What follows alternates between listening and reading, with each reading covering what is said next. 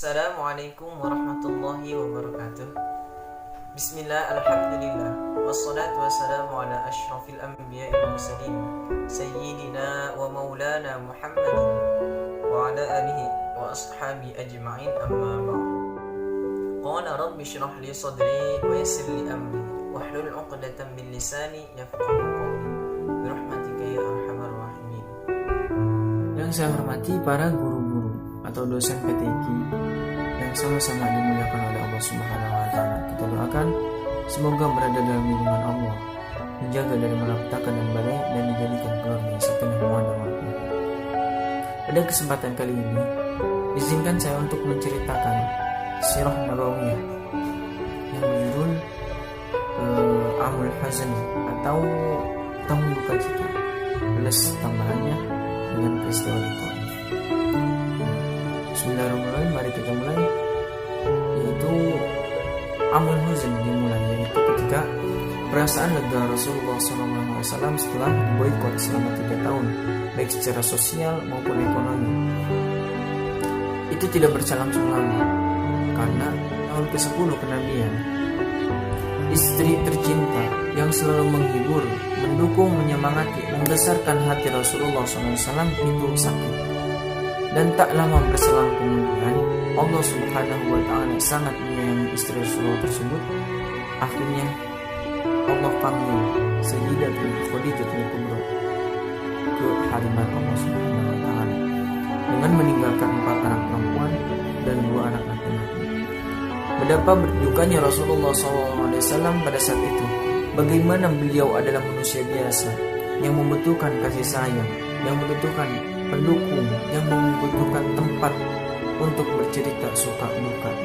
Imannya itu sangatlah berat, bukan hal yang ringan. Orang-orang Quraisy terlalu keras kepada beliau. Mereka kadang, orang-orang Quraisy kadang untuk berdebat kepada Rasulullah itu bukan untuk mencari hidayah, akan tetapi untuk menertawakan Rasulullah SAW. Sebagaimana Allah telah berfirman dalam surat Az-Zukhruf ayat 57 dan 58 yang berbunyi, walamma duriba ibnu Maryam masalan in qaumuka minhu yasiddun.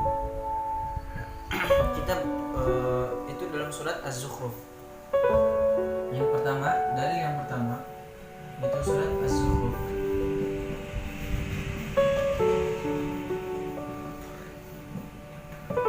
ayat 57 yang berbunyi tadi, walamma duriba ibnu Maryam masalan in qaumuka minhu yasiddun.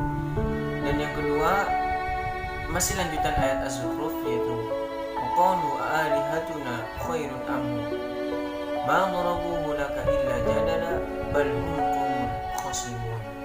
Itu ayat 58. Itu ayat di atas menceritakan kembali kejadian ketika Rasulullah di hadapan orang-orang, kemudian membacakan ayat 98 dari surat Al-Anbiya yang mengatakan bahwa sesungguhnya kamu dan apa yang kamu sembah selain Allah adalah umpan jahanam. Kamu pasti masuk ke dalam. Sontak pada saat itu orang-orang Nasrani menanyakan nasib Nabi Isa kepada Nabi Muhammad pada saat itu, yang disembah oleh orang-orang Nasrani.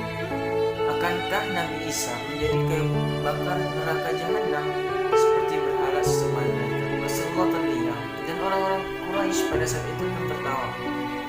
Padahal surat di atas atau surat Al-Anbiya tersebut ditujukan kepada sesembahan mereka kepada Nabi Isa. Selanjutnya mereka kembali bertanya, mana lebih baik, sesembahan mereka atau sesembahannya Nabi Isa atau Isa Al-Masih? Maka dengan turunnya ayat 57 dan 58 tadi surat Az-Zukhruf, Rasulullah pun menjadi faham bahwa pertanyaan-pertanyaan mereka itu tidak penting atau tidak perlu ditanggapi. Usaha Allah harus mempunyai kesabaran yang sangat ekstra. Hanya dengan pertolongan Allah, para utusan ini dapat menyelesaikan misi. Nabi Adam, Nabi Nuh, Nabi Yunus, Nabi Ibrahim, dan nabi-nabi yang lainnya juga pernah mempunyai satu kesalahan di dalam pandangannya.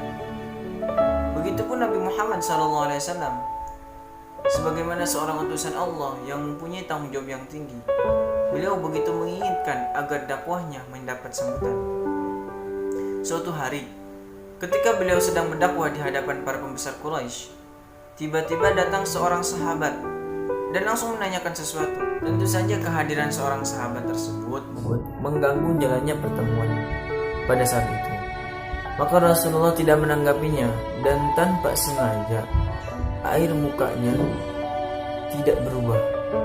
Namun ternyata Allah Subhanahu wa taala tidak ridho terhadap reaksi beliau atau reaksi Nabi Muhammad SAW, dan langsung menegurnya. Yang terdapat pada surat Abasa dari ayat 1 sampai ayat 10. Mungkin teman-teman bisa membaca ayatnya. Saya akan membacakan artinya saja. Itu dia Muhammad bermuka masam dan berpaling karena telah datang seorang yang datang kepadanya.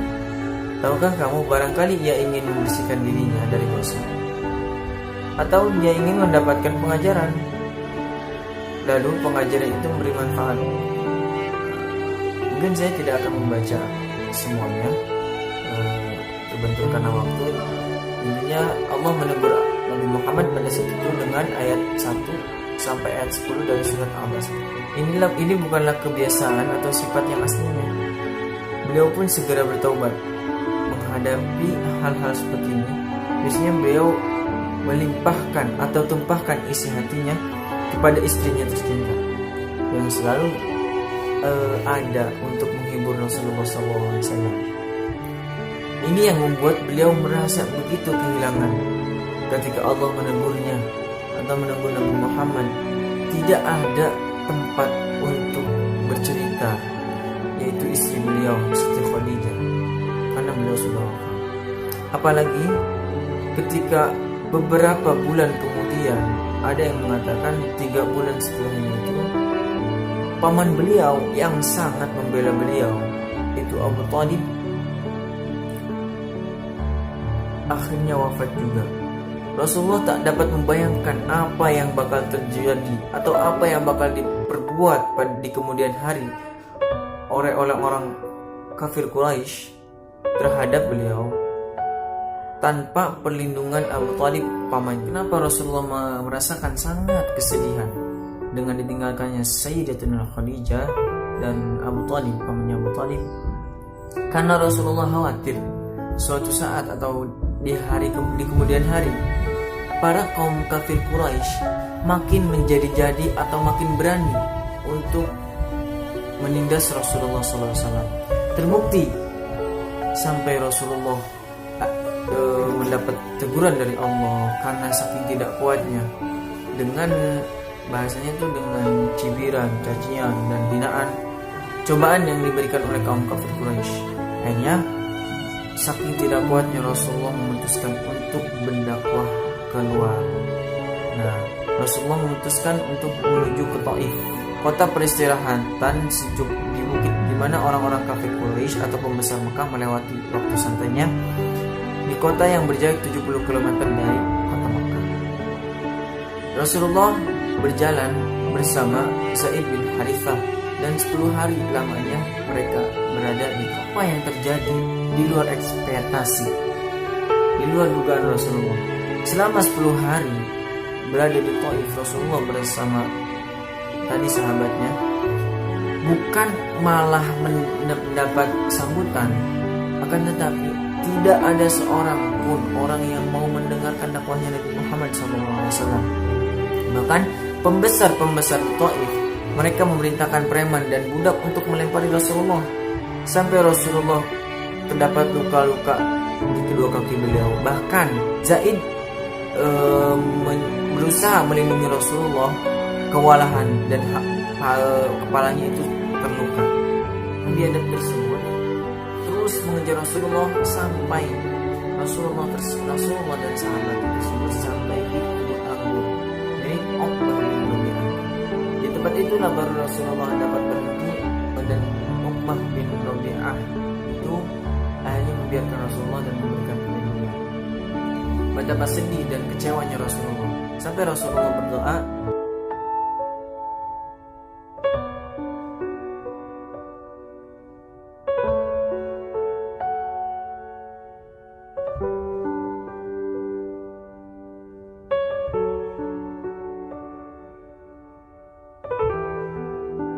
saking khusyuknya Rasulullah SAW tidak menyadari bahwasanya dua anak Rabi'ah atau yang punya kebun tersebut mendengarkan dan sangat tersentuh akan doa Rasulullah tersebut, hingga kemudian menggerakkan pelayan si kebun tersebut, pelayannya Uqbah bin Rabi'ah, yaitu yang bernama Adas, adalah seorang pemeluk agama Nasrani yang taat, untuk memberikan Rasulullah SAW anggur. Sehingga Rasulullah SAW mengulurkan tangannya dan mengucapkan Bismillahirrahmanirrahim. Mendengar kata-kata Bismillahirrahmanirrahim dari mulut Nabi Muhammad SAW, pelayannya yang tadi memberikan anggur, yaitu Adas, sangat terkagum dengan bacaan itu. Bahwasanya beliau belum pernah mendengar bacaan yang indah tersebut dari daerah-daerah ini.